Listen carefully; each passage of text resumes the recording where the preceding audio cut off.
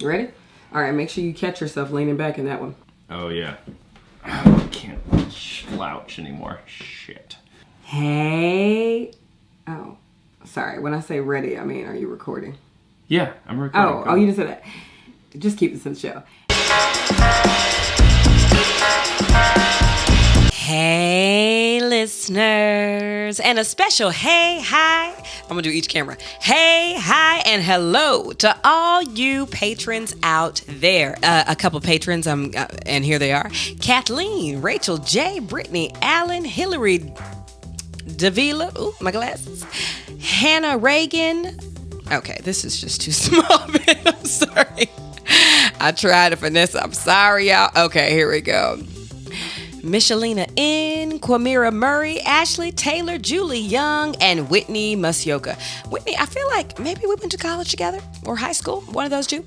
But it's great to see you, friend. And remember, all of you can join the Patreon. We have a link to the Patreon in the episode notes. Please forgive us. We are running behind schedule today. Just doing a little bit of adjusting because we're at my parents' house. So greetings from my youngest sister's bedroom in our childhood home.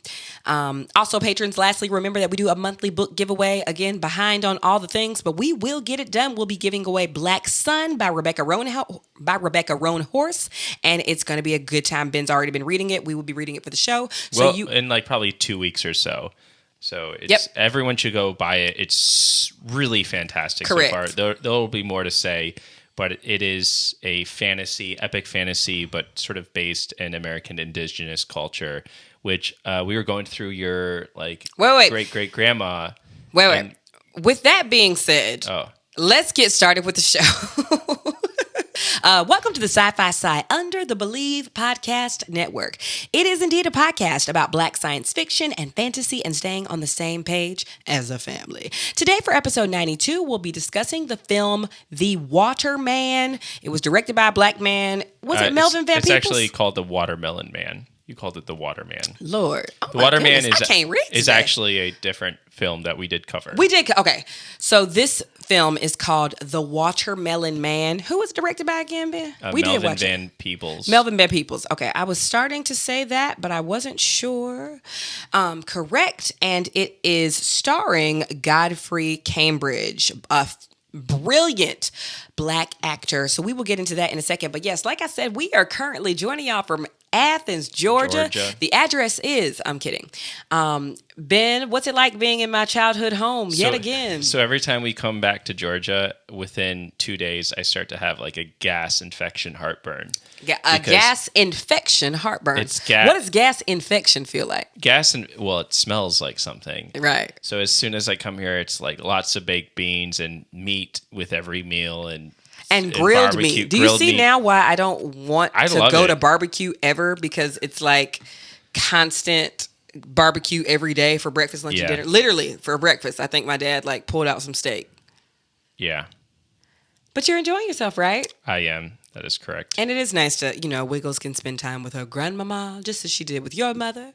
And we went to a yoga class today. I mean, Athens is pretty much on the up and up. Like, this isn't a one-horse town situation. It is not a one-horse, but there are places where you could park your horse. There is still a country feel to it. I'll give you that. We're going to the Georgia Theater on Ben, Friday. Ben is so good. I mean, he's bad at a lot of things, but he's really great at finding opportunities. Even in a city that I know, like front to back, Ben has found hey, we're going to a yoga class today. We're going to a concert on Friday. It's country though, right? Yeah, it's sort of like folk rock country. Lost Dog Street Band. Saw them in Chicago. They were fantastic.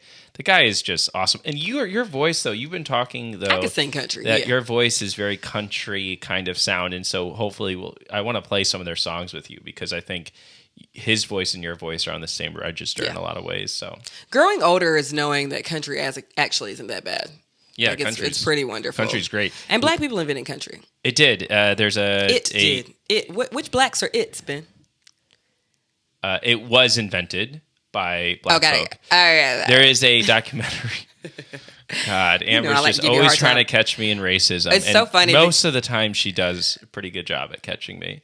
Speaking of not racism, but speaking of catching you and stuff like that, it's so funny. One of our videos, which again, I don't read a lot of comments, but every now and then I'll open TikTok and one is like staring right at me and we're just having to stare off.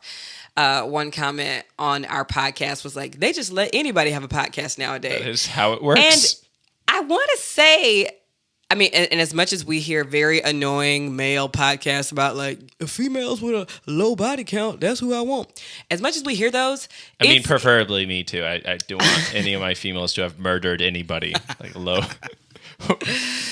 Yes, I don't want y'all to have murdered lots of bodies in that way. But the gag, Alicia, about that whole thing is that, yes, you can start a podcast. If we are in my childhood home, just hooking up wires and getting this out on the airwaves. And hooking up too. Over an RSS feed. And we're going to hook up in this childhood home. It's beautiful. Yeah. So I just want that to... I've been doing this thing where I'm just taking people's negative feedback these days and just turning it into something beautiful. It's like a shit caterpillar and I turn it into a butterfly, y'all. Or it's like taking shit and using it as manure to grow in your own vegetables. Correct. I just want to remind all of you out there, yes, just anybody can start a podcast. Yep. If you have an idea, even if it's like ain't shit, look at Joe Rogan. I don't fuck with him, but he's wildly successful. So if you have an idea about something, go start a podcast. Please never hesitate to reach out to us about how to get started on that, because it actually has been quite a journey. Or you can have an idea about nothing and still start a podcast. We prefer to uplift and amplify Black creators in the sci-fi and fantasy realm, but some people ain't shit and they ain't got shit to talk about. And they're thriving. So go start a podcast if that's something that you want to do. Speaking of which, there are a few of you out there that really enjoy what we do and what we have to say. Oh, before we get into this, Ben, how did you feel about our Washington Post article that came out today? Because we're about to gas ourselves up. Well, it was Talk about that. Give some behind the scenes fun about that. Right. So today, on July 5th, the Washington Post dropped an article about interracial couples and interracial couples on TikTok. And which we are. But, yeah. But I was reading comments on the Washington Post, and apparently, like, a lot of people hate TikTok. They're like, TikTok is terrible.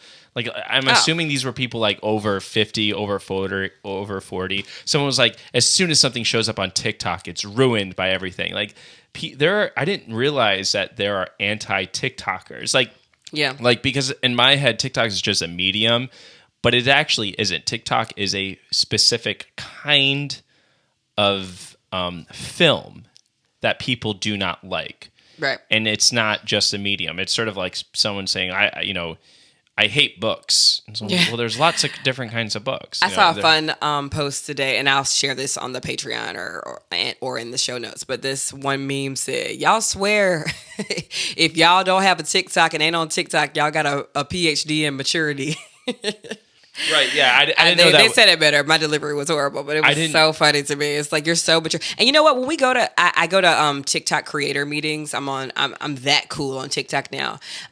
When I go to the meetings, like, one of the things they keep stressing to us is like, this is not just a kids app. Like, keep y'all's niches. Keep doing that. We didn't invent this app. We don't work for this. This app is ran by adults. You're supposed to be 18 plus on the app. So don't just keep telling yourselves that this is for kids and I'm immature. Like, it's not just for kids. Like, get into it. The other thing, I should have thought about this, but in the Washington Post comments, a lot of people were saying that, China is going to use all our data from TikTok because it's owned by a Chinese company, and use it to, manipulate or to. They're not going to do no more than what harm we currently doing to ourselves, right? Yeah.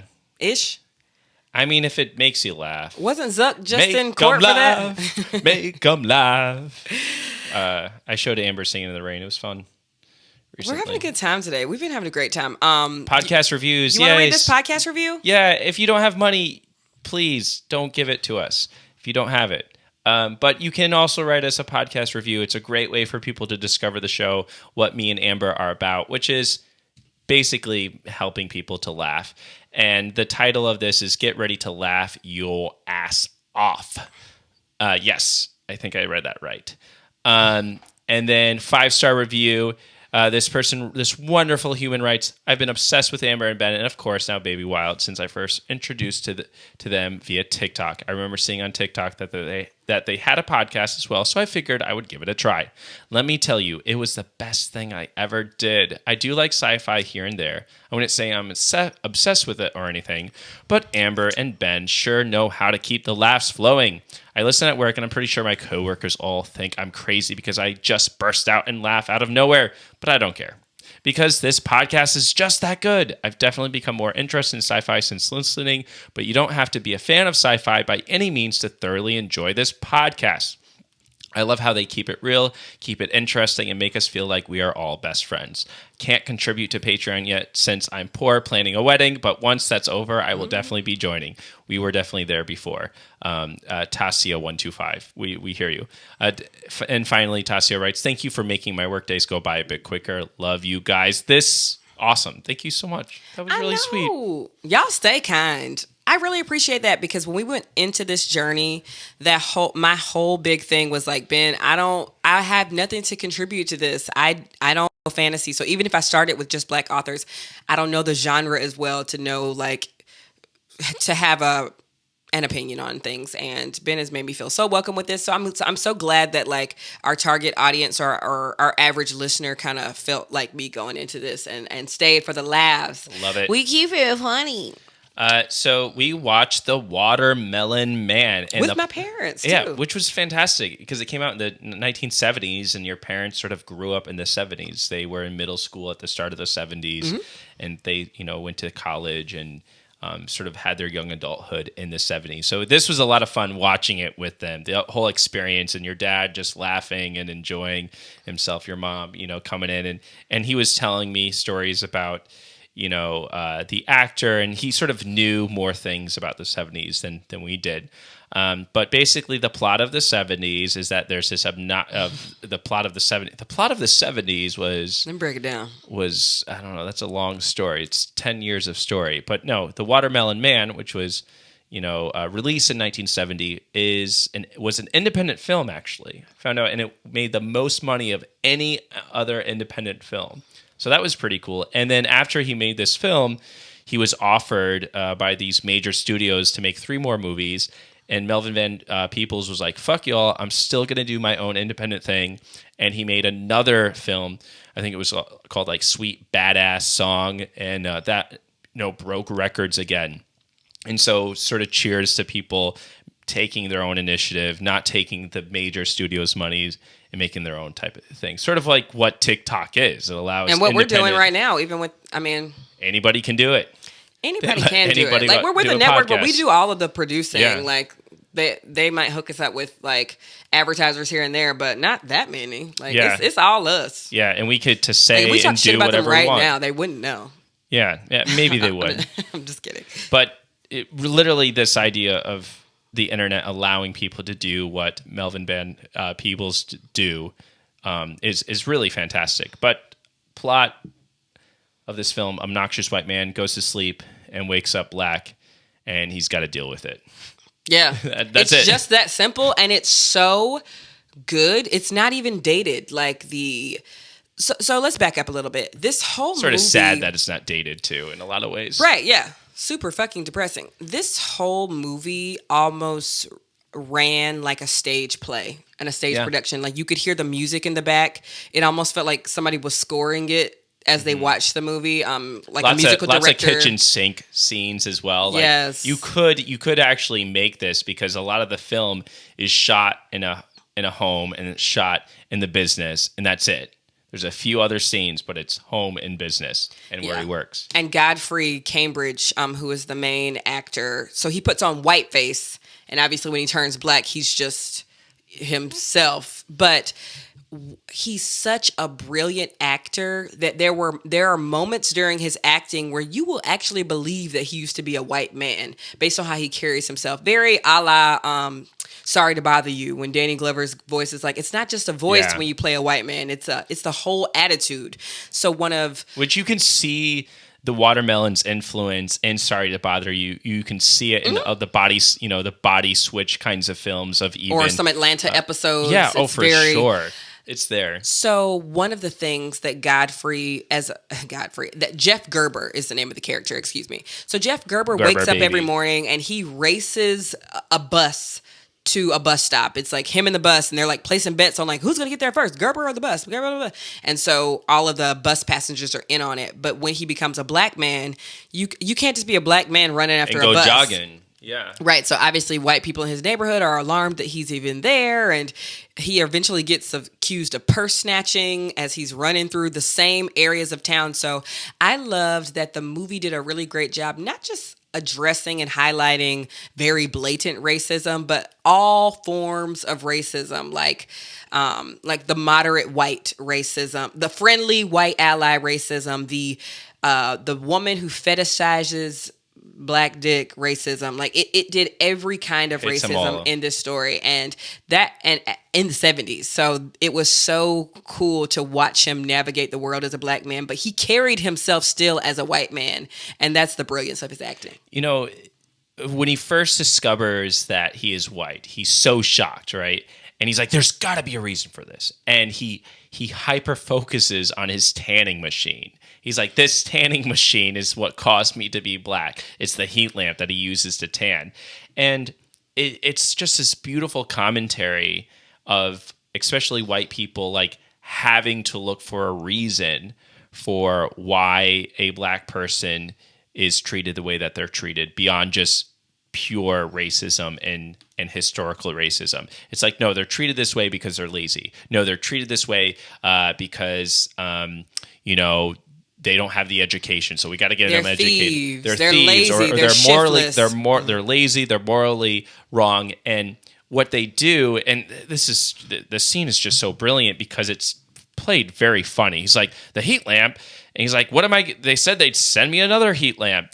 He's like, what would I do with 2 heat lamps? And his wife, who's been convinced that he is actually a white man, says, well, maybe you can mate them. And there's just like very just sharp. The comedy is great, yes. It's very sharp, it's quick, and even like the more offensive kind of stuff is done in such a way that you're laughing, not necessarily at the racism of the joke, but the way it is being played. Yes. All of the jokes were so clever. Yeah, and it's absolutely phenomenal.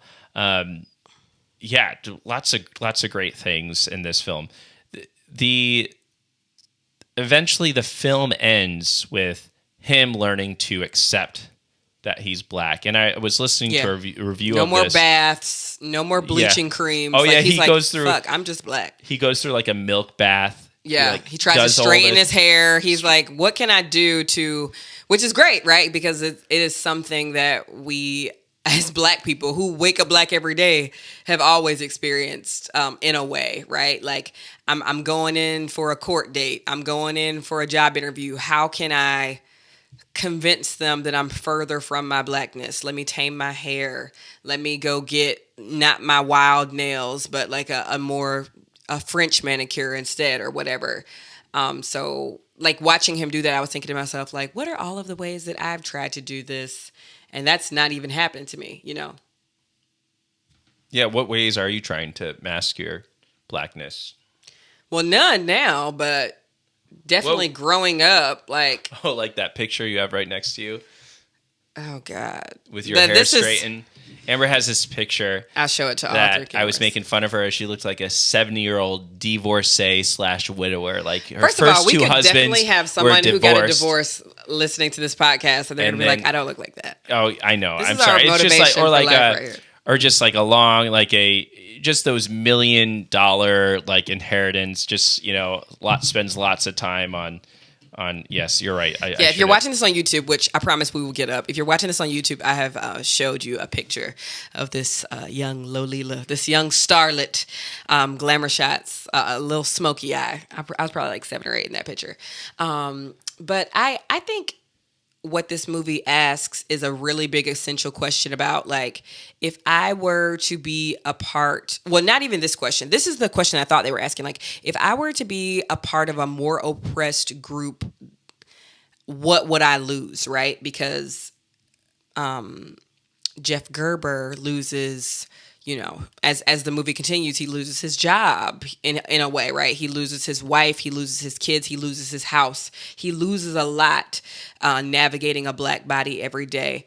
But what we really need to ask is, like, as a part of a group that's not as oppressed as another one is like, what do you gain, right? Because we all do have things to gain. Like, and I know it's like, well, white privilege, but I too have, ableist privilege or what, like, or I'm educated. So what privileges come with that? Like there's a level, like there's a level of privilege that we all have. And so, I mean, I'm sure there's somebody out there that's like, but I'm black and disabled and gay and this and neurodivergent, and which is true, but but if you know a term like neurodivergent, then you also have a privilege of education. Yeah, so like everyone has different levels of privileges for sure. Yeah. Yeah, everybody does. And I know, like, as black people, we're like, not us, said the cow, but it's like, yes, we do. It just depends on where you are. So it really makes you think critically about the life and luxury and, knapsack of unearned goods. What is that, Peggy McIntosh? That you have. Yeah. So even with even because he's black, he ends up his boss. First of all, most white people, his neighbors, his boss, they pretty quickly accept that he's just turned black. Yeah, and his kids really accept it. They're like, oh, okay. Not a problem. But his boss, he works for an insurance salesman, immediately is like, oh, this is great. Because you can make me money now. You can tap into the whole market of black folk.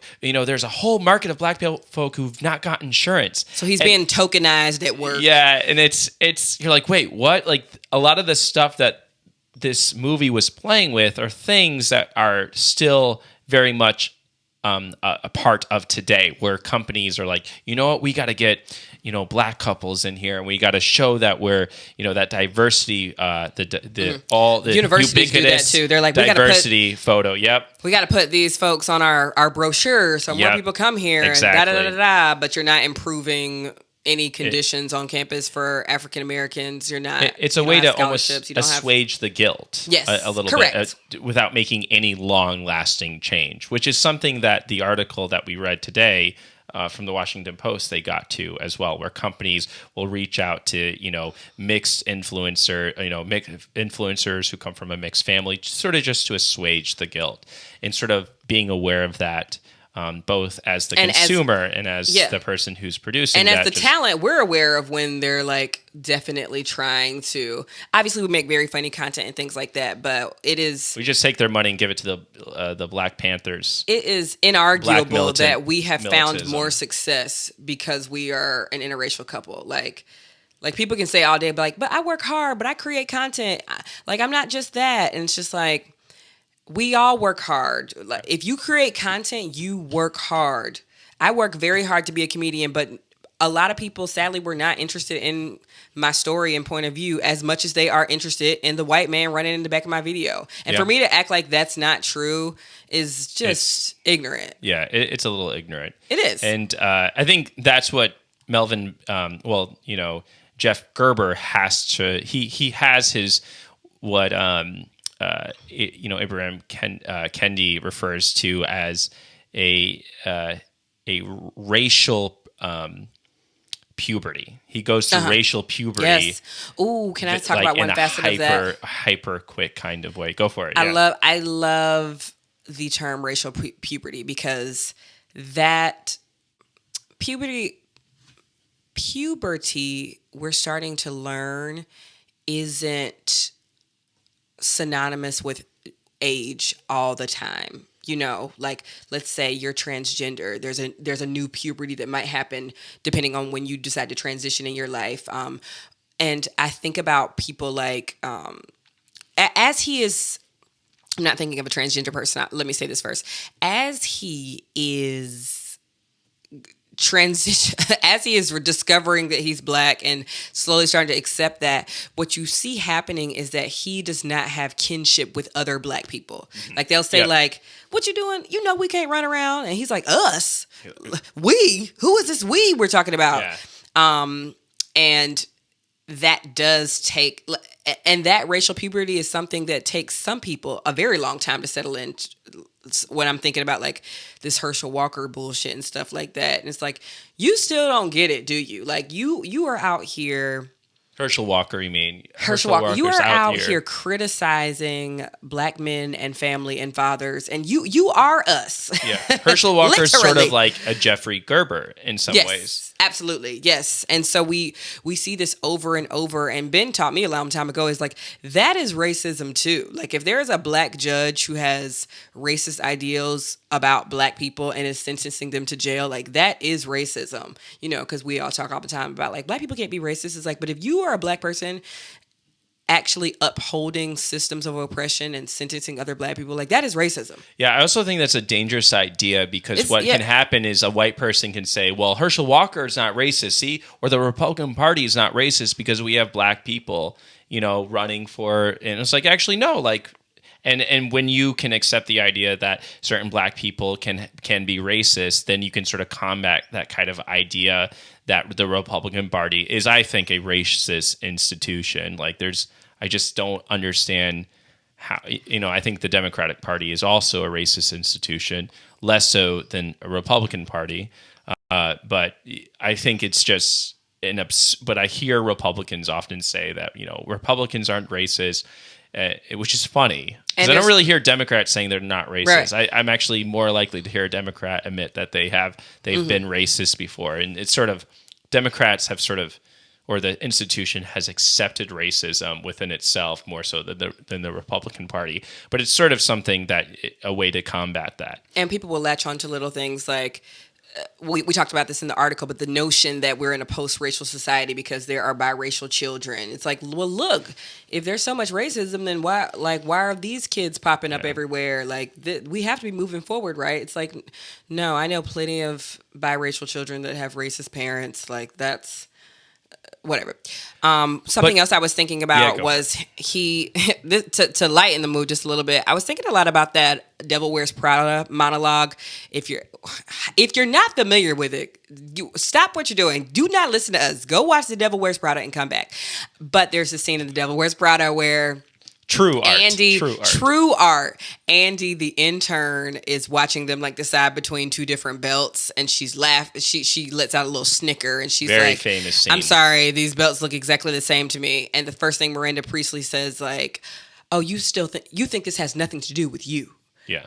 You go to your closet. And I could do the whole monologue, but it's so funny that when that quote can actually be applied to is going to be racism. used for you niggas who think you can walk into the country club. I'm just kidding. Jeff Gerber in one scene tries to like just walk into the country club as a black man. This has nothing to do with me. He's like, no. This I mean, I'm not black. I have a lunch with so and so today. It's like you are a nigga. Okay, so in my brain, I was just thinking like, oh, you still think this has nothing to do with you? Yeah, and that's what I think about when I think about like the Herschel Walkers of the world and like this is we're not that Ben kind Carson's. Of black. It's like you think this Black Lives Matter has nothing to do with you. That's funny.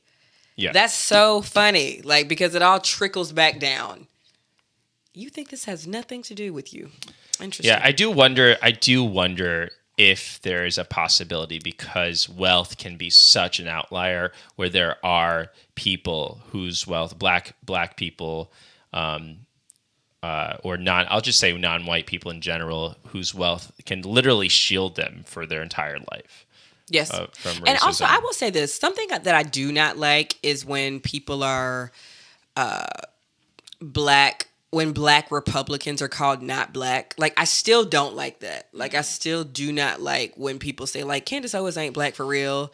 Barack Obama, is he black? You know, like, I don't like any of that. Blackness doesn't have to mean one thing or the other, but those niggas do get on my nerves. I will say that they are being actively racist and you know, a myriad of other despicable things. But I would never just say, like, this person isn't black. I'd just be like, they are still, like, I have new language for it now. I'm like, they are still, you know, so I can sleep at night. I'll be like, they're having a slower time than others with their racial puberty.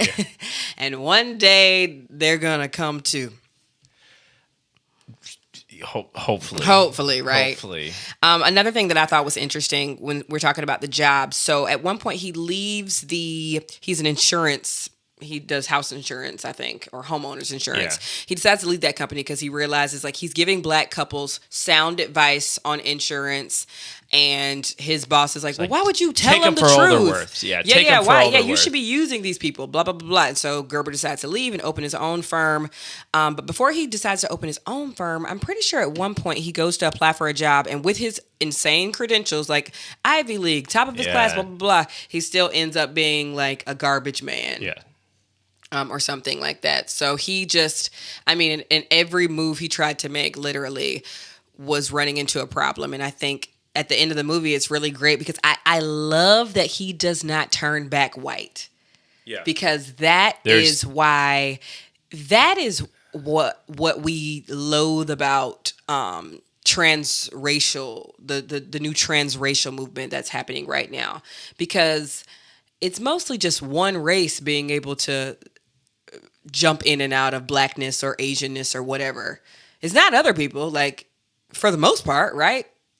It's mostly just white people saying like, but I feel black, but I've been raised by black people. That's why I do blah, blah, blah. It's like, but no other race can do this. So stop wearing blackness like a costume. And so I feel like this movie did a really good job of not changing him back. I'm sure they thought between themselves like, okay, should this wear off or whatever? Also, there's no reason why he wakes up black or white, right? Yeah, well, and I think that's the point, is that there's an absurdity. I just didn't want to misspeak in saying that. We never discovered the reason. Sort of like the Metamorphosis, the Kafka. Oh, but I read that, and the author of The Watcher Melon Man was very much influenced by Franz Kafka. I think the screenwriter. Yeah. If you're not familiar with Metamorphosis, he wakes up just as a huge cockroach, right? Yeah. Doesn't make any sense. Yeah. Yeah. Absurdity. Deal with that. Is it a little bit of stream of consciousness as well? I read it long ago in high school, maybe. No, not stream of consciousness. But I do want to say, though, that is a criticism about him sort of seeing that being a garbage worker is sort of less than. It's below his credentials.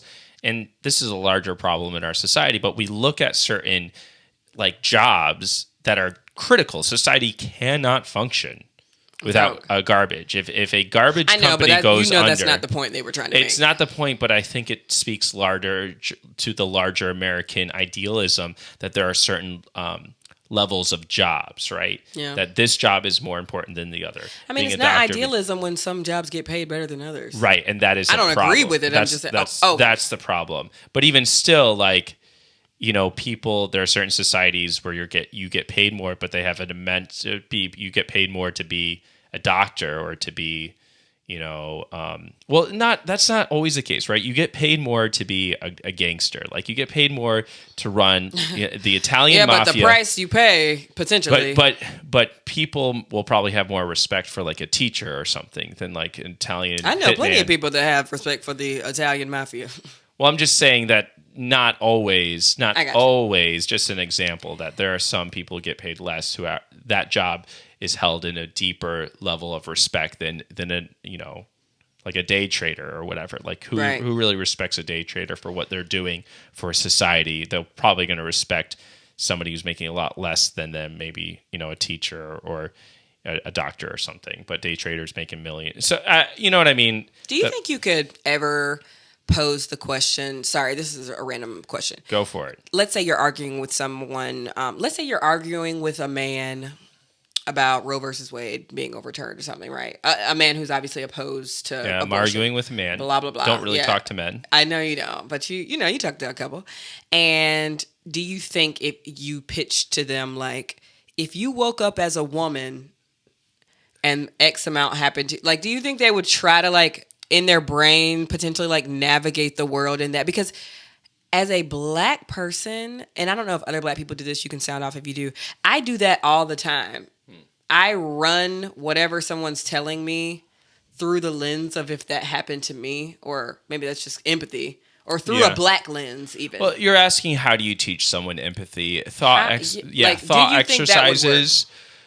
It could. It depends. There's not like a one trick type of thing that works for everybody. Whenever I talk with somebody who has a conflicting idea with me, I like to go with a more like Socratic method where I'm like asking them questions to figure out like what do they value. We also learn about this in community organizing, like find their self-interest, right? What self-interest do I, someone who is pro-choice, have with someone who is, anti-choice? I don't want to say pro-life because I think that's a misnomer, but they're anti-choice. So what self-interest that I have that my pro-choice allows me to have, and then find that pinpoint, sort of try to connect the dots for them. And that connection of dots is going to look very, very different. Doesn't work. Well, it becomes about an argument, and people are very rarely convinced with an argument, right? You can you can have a debate, and you can lose your debate and still walk away with your beliefs because it's not that. Correct. What really changes someone's ideas through a lived experience and having a relationship with them. So and then trying to pinpoint that self-interest. But I want to get back to the various forms of racism. One of my favorite forms of racism, my favorite form of race. No, it's the racism that I find the most, the one that I combat or see the most is like very liberals. Like very hardcore liberals, but they're like liberal up to a point, Yeah, his wife said that, Yeah, it's like, I'm liberal, but to a point. He was like, I thought you liked me like this or whatever, or I thought you were okay with this situation. And she was like, I mean, I'm liberal up to a point. That was what she literally said in the show. Up to a point. In the movie. And it's just, it's so fascinating. It's something as someone who has like been part of politics that I see all the time, especially within the Democratic Party, which is super frustrating for me. They're like, we want universal health care, but to what extent are we going to go that way?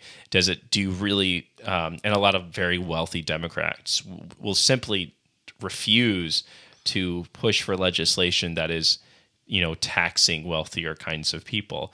Because even just in smaller scenario, like away from politics and legislation, we have those ideas of like, I'm cool with gay people, but if my child was gay, like that would be, like I'm accepting up until a point, or like I'm okay with people with autism. Would I date a person who has autism? I don't know. It's like and again, if you fall on either side of those questions, it just really takes some thinking about like, what are the mindsets and beliefs that I have that are giving me pause and making me reluctant?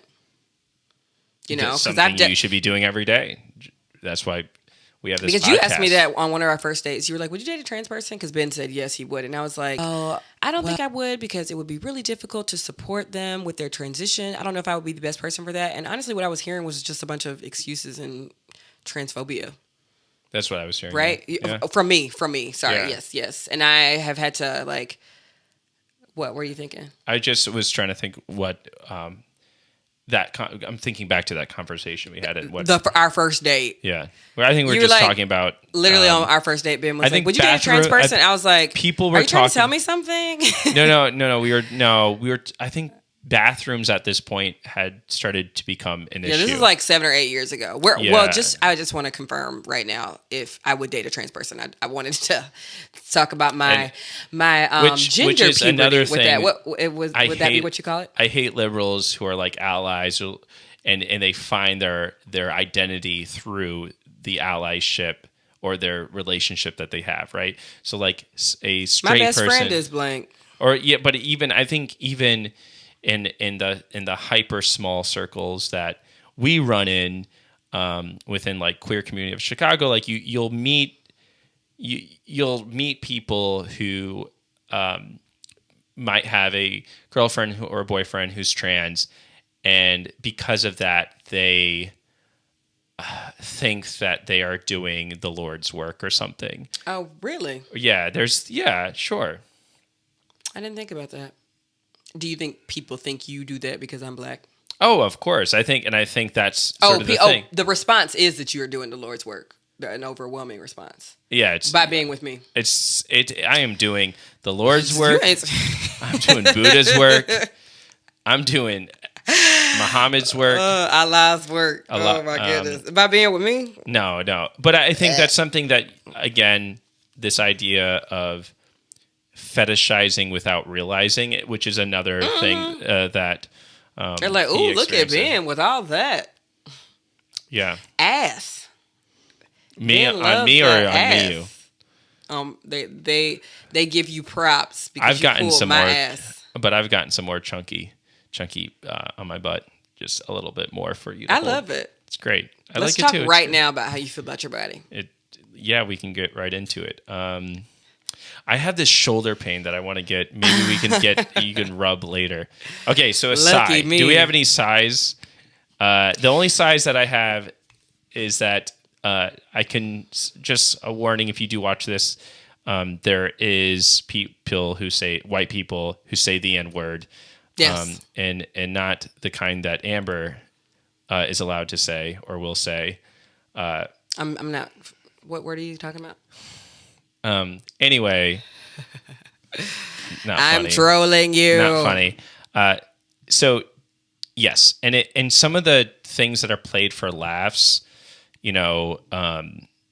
I could see someone taking that in an offensive way, right? Like you especially have a how he treats women. He's like, "Good morning, sluts," like to all the white women in the office, which is like, God. Come on, dude. Yeah, like, this guy is cringy. Yeah, but there is that guy at work. He's like, look at all these fast ass girls out here. It's just like obnoxious as shut up, asshole. Yeah, he's a misogynistic. Yeah, but they had to play it over the top because it ran very well in that way. The only side I would give is there are some awkward music montages and music cuts where you really truly don't know, did the video just pause or was this intentional?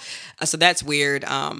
But I will say at the very end, he joins the Black Liberation Movement, and that's really cool to see. Or it's implied that he does. That's really cool to see. But I quite enjoyed the film. You can understand why he would do that. Like he's been mistreated at his job. He's lost his family. So Ben, it's a red robin. Blow it a kiss before it leaves. Blow it a kiss before it leaves. No, that's not a red robin. Yes, it is. It's a cardinal. No, it's not. It's a red. You blow. It's a robin. You blow a kiss when you see a robin. Cardinal.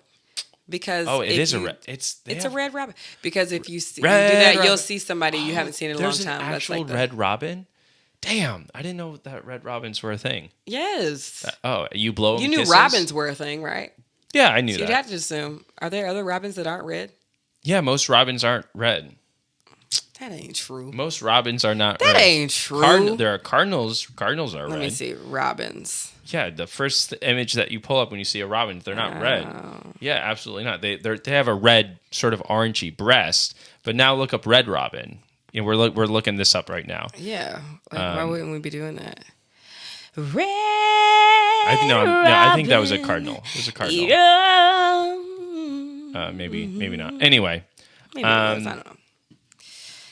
Yeah. Anyway, Ben, if you woke up black tomorrow, what would be the first thing you would do? Oh my God, Chris Brown and Lil Dicky had a video about this. Did you ever see it? I'm gonna show it to you when we get off. Okay. Yeah, for sure. First thing I think Lil Dicky just started saying the N-word a bunch of times and did some other fun stuff, but the video is it's Chris Brown, really. It's okay. Freaky Friday. It was a thing. Okay. I'm gonna show it to you after this. If y'all know what I'm talking about, sound off. That's funny. But if you woke up black tomorrow, what would be the first thing you would do? I would probably read a book because that's what I do every morning. I would not change. So you're saying black people don't read? No, I would. So not you want to help the race because black people don't be reading books. That's what you said on the airwaves. Because they let anybody have a podcast nowadays. Yeah. You would be trying to scrub your skin or something and figure out what's going on. He does go to a doctor, and his doctor at one point he's like, "There's nothing wrong with you. You're just," and then says, "Nigger." That's what he tells him. And I'm like, wow, okay. This film is fantastic. I think it's super relevant. Even on the roast of Flavor Flav once, this guy was going in on Flavor Flav. He was like, the fact that he's black is the fifth thing wrong with him. I think it was Jeff Ross or somebody. It was like, we don't hate Flav because he's black. That's the fifth thing wrong with him. You know why Dave Chappelle sort of stopped doing his show? He was making jokes like you were, and he was just tired of seeing all white people in the audience laughing. Hee hee ha ha. Yeah. And at that point, he mentions it very briefly in the David Letterman interview that he does. But then I had a friend, a couple, 10 years ago tell me, you know why Dave Chappelle stopped doing that? I was like, explain to me that he, because most people who were going to his shows were white people, Yeah. I mean, I know that sucks, but there is an element. I mean, obviously, this didn't happen to Dave Chappelle because he's come back and he's creating, I'll say. He's doing jokes and stand-up and being a comedian. But there was a time in... This will all make sense in a second. So at the very end of a yoga class, as a teacher, if you're a good teacher, you'll do a little bit of a self-share at the end of a class based on the theme that you gave. So what if you did a theme about, being present? At the end of class, you'll be like, I found a moment this week where I wasn't being present in the form of blah, blah, blah. And I told myself, you give a little speech, right? And when I first started teaching, at the very end of class, 75% of the class would leave early in the middle of my story. So I stopped sharing because I saw people doing that. And so one of my yoga mentors came to a class once and she was like, why aren't you doing some sort of like self-share or acknowledgement or call to action or those great things that you used to do at the end of a yoga class? Because I remember, she's like, I used to laugh when you did that. I used to love you being vulnerable. You're funny. And I am a person who is vulnerable. So she's like, this is so anti-Amber. And I told her, I was like, Hinker, well, I noticed that as I would share at the end of a class, some people would get up and walk away. And she's like, yeah, but did people stay? Did anybody stay? And I was like, yeah, there were always people that stayed. And she's like, so why would you stop doing the thing that you are good at doing for the people who are leaving, for the audience, it doesn't matter. And so she kind of taught me in that moment that like, even if only haters three people, are gonna hate. But like even if only 3 people are there to hear your story on the other side of this class or the other side of this screen, like still tell it if it's genuine and sincere. And so I think that's why Dave Chappelle probably came back to comedy. He's like, instead of just worrying about like the white people who are laughing at these super racist jokes, like why don't I think about the black people that this really meant a lot for? Because you still did have a black audience that was supporting you. Maybe that they weren't the majority because black people are not the majority in this country. But I think that's never enough of a reason to stop doing something. Don't you think? Oh, for sure. Yeah. Do you catch yourself like doing similar things? I don't. You're like, let me stop doing everything this. I do is just for me. I'm a selfish bastard. So yeah. If that being said, if I woke up white, oh my God. I'd hop on TikTok right away so I could charge an insane rate for doing nothing. I'm just kidding. Maybe. Oh, that's a funny joke. It's a joke because you're implying that TikTok white creators don't do anything. They just white. They just flip their hair. People are like, this is amazing. And my hair won't even flip. It literally defies gravity. White people, I don't hate y'all. This is banter. Mostly. With that being said, Ben, why don't you warp up the show? All right. In conclusion, The Watcher Melon Man is a classic piece of independent filmmaking that everyone should go check out. Just be aware there is a lot of inappropriate language throughout, and for some, yes, for some, I think for everyone. For sure. Yeah. So just be aware of that as you watch it. But it is an important piece of film, so check it out. Thanks, Ben.